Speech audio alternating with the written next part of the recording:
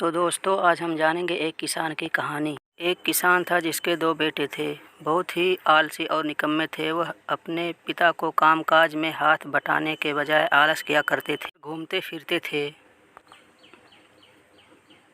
किसान को अपने बेटों की बहुत फिक्र थी।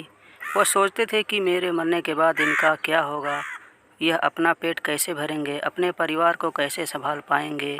एक दिन किसान की हालत बहुत ही गंभीर थी। कहने का मतलब किसान मरने की हालत में था। तभी किसान ने अपने दोनों बेटों को बुलाकर उसने कहा कि हमारे खेत में एक खजाना गढ़ा हुआ है, लेकिन वह किस जगह है उसकी जानकारी मुझे भी नहीं, लेकिन खोदने के बाद तुम्हें वो खजाना मिल जाएगा।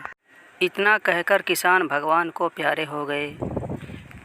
खजाने की खबर सुनकर दोनों बेटों के मन में लालच आ गया और वो दोनों खेत पर चले गए और खेत खोदने लगे खजाने के लालच में। कुछ ही दिनों में पूरे खेत को खोदने के बाद वह घर जाकर बैठ गए और वह अपने पिता को कोसने लगे। इसी तरह कुछ महीने बीत गए और वर्षा ऋतु का आगमन हुआ। किसान के बेटों के पास पेट भरने के लिए सिर्फ एक ही जरिया था, वो खेती। तब बाकी किसानों की तरह किसान के बेटों ने खेत में बीज बोना शुरू कर दिए।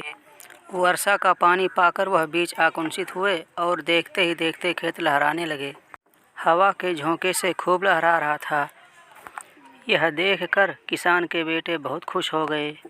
उनको समझ आ गया कि परिश्रम ही सच्चा धन होता है और वह उसी तरह से अपने पिता के शब्दों का मोल भी समझ गए और अपने काम काज में लग गए।